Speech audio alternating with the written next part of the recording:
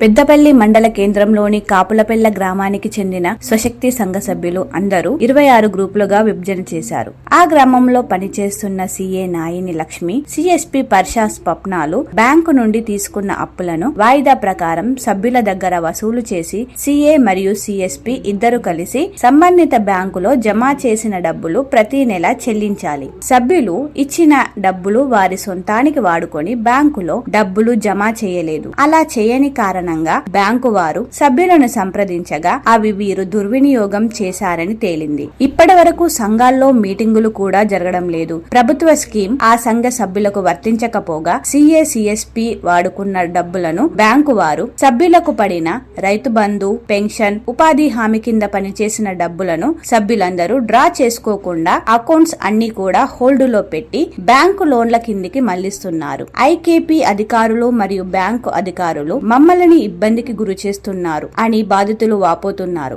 AB news ద్వారా మా సమస్యను పరిష్కారం చేయగలరని మీడియా వారిని సవినీయంగా కోరుతున్నారు. 300 రూపాయలు, ఆ 300 రూపాయలు పిల్లల చదువుకు, హాస్పిటల్కి అన్ని బోంగా కూడబెట్టుకొని రూపాయి కూడబెట్టుకొని బ్యాంకులలో కట్టుకున్నారు. అట్లాంటి 26 లక్షల రూపాయలు ఎటు పోయినాయి ఏమైనా తెలియదు. వాస్తవం చెప్పాలంటే ఇప్పుడు మాకు 3 నెలలు కట్టకపోతే బ్యాంకు నుంచి వెళ్ళి కూడా రావాలి, రిసిప్ట్ రావాలి. ఈ మాకు ఏంటంటే మొత్తం 23 గ్రూపులు ఉన్నాయి. 23 గ్రూపులలో 16 గ్రూపులు బ్యాలెన్స్లు ఉన్నాయి, ఎంపీలు ఉన్నాయి, అంటే డబ్బులు కట్టని పరిస్థితులు ఉన్నాయి. మరి ఈ బ్యాంకు వాళ్ళు ఏం చేశారు? సిఏ సిఎస్పి వీళ్ళు అర్హతలు ఉండి కూడా వీళ్ళు ఇంత నిదానంగా ఉన్నప్పుడు కూడా మరి బ్యాంకు వాళ్ళు ఏం చేశారు? నోటీసులు పంపించారు. ఒకటి కాదు, ఎవరికి నోటీసులు పంపించారు? సీఓకు పంపించారా లేకుంటే మీకు పంపించారా నోటీస్? సీఏకి వచ్చినాయట నోటీసులు. మరి సీఏకి వచ్చినప్పుడు ఏమైంది, ఏం జరిగింది, అసలు డబ్బులు ఎందుకు రావట్లేదని బ్యాంకు వాళ్ళు కూడా రావాలి, వాళ్ళు కూడా చొరవ తీసుకోవాలి. అంటే ఇక్కడ బ్యాంకు వాళ్ళు కూడా లేజినెస్ ఉన్నారు. సరిగ్గా బ్యాంకు వాళ్ళు లేరు, సీఏ లేదు, సిఎస్పి లేదు. టోటల్ మీద ఏంటంటే మా గ్రామం అనేది వెనుకబడి ఉంది. ఇప్పుడు అన్ని డాక్రా గ్రూపులలో ఫ్రీ వడ్డీ లేని రుణాలు వస్తున్నాయి. మరి మేము అందరం కైకిలు చేసుకొని బతికేటోళ్ళం. ఏ బ్యాంకు? ఆ బ్యాంకు పేరు ఏందో కూడా చెప్పండి. ADC Bhuminagar bank. మరి ఆ బ్యాంకు వాళ్ళు రాలేరు. ఇక్కడ ఇట్లా ఉంది. మరి మాకు వడ్డీ లేని రుణాలు వచ్చినా మాకు ఎంతో అంత ఆసరపడతాయి. మరి ఈ 26 లక్షల రూపాయలు ఎవరు కడతారు? దీని బాధ్యత అనేది ఎవరు వహిస్తారు? ఎవరిని అడిగినా అని ఈ సీఏ లక్ష్మిని అడిగితే నేను కొన్ని కడతా, కొన్ని తర్వాత కడతా అంటుంది. సప్నని అడిగితే ఆమె నాకు మొత్తానికి తెలియదు, మీరు ఏం చేసుకుంటారో చేసుకోరు అని అన్నది. మరి వీళ్ళందరి తరపున మరి ఈ గ్రామ మహిళలు ఆత్మహత్య చేసుకున్నాడా? మరి లేకపోతే ఆ డబ్బులు ఎవరు కడతారా? ఇది కలెక్టర్ దగ్గరికి దృష్టికోవాలనేది మా కోరిక. ఒకటి సార్ చెప్పండి అమ్మా, ఇంకా మీ విషయం చెప్పండి. ఒకటి సార్, మాకు ఇక్కడ 100 రోజుల పని పోయిన డబ్బులు కూడా అక్కడ అవుతున్నాయి. పింఛన్ పైసలు కూడా ఒక్కొక్కరు వర్ణనాతీతం. ఒక అమ్మాయి అయితే ఏడుస్తుంది. ఈ గ్రూప్ లో డబ్బుల గురించి మీ పెన్షన్ ఆపుకున్నారా? నా పెన్షన్ ఆపిరు సారు. గ్రూప్ల పైసలు దసరా అవతలనే 5 నెలలు ఉండి అప్పటి నుంచి నేను పోతే నువ్వు గ్రూపులు ఉన్నావమ్మా, మీ 10 మందిని తీసుకురా అని అన్నారు. అంటే ఈ లక్ష్మిని వీళ్ళందరిని తీసుకుపోతే అందులో 13,000 కొట్టుకున్నారు. కడవి కూడా లాక్ వారేసారు. మీరు అందరు కట్టి తీసుకోరమ్మంటే ఈ లక్ష్మి కడతా అంటుంది. ఇక కడతారు, ఇదిగా కడతా అని సారు. మరి నోటీసులు పంపిన విషయము మీ అందరికి ఏమన్నా బ్యాంకు వాళ్ళు ఏమన్నా తెలియపరిచారామా? బ్యాంకు వాళ్ళు ఎవరు తెలియపరచలే. మరి సభ్యులకు సంబంధించి సభ్యులు డబ్బులు కడతారు అన్నప్పుడు కంపల్సరీ మీకైతే ఇన్ఫర్మేషన్ ఇవ్వాలి. సిఓ గారికి ఇన్ఫర్మేషన్ ఇవ్వడం ఏంది? మీ గ్రూప్లో ఎవరైతే ఉన్నారో వాళ్ళందరినీ కూడా పిలిపించి అడగాల్సినటువంటి అవసరం బ్యాంకు ఉన్నాయి కదా. ఎందుకు మరి వాళ్ళు నిర్లక్ష్యం ఎందుకు చేస్తున్నారు?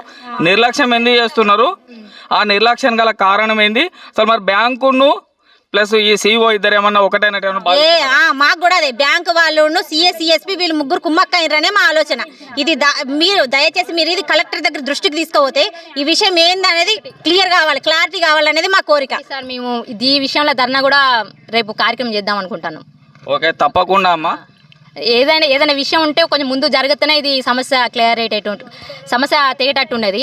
వీళ్ళు ఏంటంటే రోజు ఇప్పుడు మేము ఈ సమావేశం ఇట్లా అవుతున్నాం మహిళను, అంటే ఇవాళ రేపు అంటే జరుగుతా అంటే పాపం పింఛన్ పైసలు కానీ, ఈ 100 రోజుల పని పైసలు కానీ, మళ్ళీ వడ్ల పైసలు కూడా ఆగడంతో మేము 6 నెలలు పంట తీస్తే 6 నెలలకు వస్తుంది. 6 నెలలు పని చేసి పంట తీస్తే డబ్బులు వస్తాయి. ఆ డబ్బులు బ్యాంకులలోనే ఆగిపోతే మా పిల్లలకి ఏం పెట్టుకుంటాం? మేము హాస్పిటల్ ఖర్చుకి ఏం పెడతాం? 6 నెలల నుంచి కష్టపడిన పైసలు మొత్తం అక్కడనే అయిపోతే మా పొట్ట ఖర్చులు ఎట్లా గడుస్తాయి? అవునా కదా? ఇది ప్రతి ఒక్కరు ఆలోచించాలి. దీని మీద ఖచ్చితంగా మీరు చర్య తీసుకోవాలి. బ్యాంకు వాళ్ళ కూడా పాత్ర ఉంది సార్. ఖచ్చితంగా వాళ్ళు వచ్చి మాకు సమాధానం చెప్పాలి. ఎందుకంటే ఇద్దరు లీడర్ల నెంబర్ వాళ్ళకి ఖచ్చితంగా వాళ్ళ దగ్గర ఉంటాయి.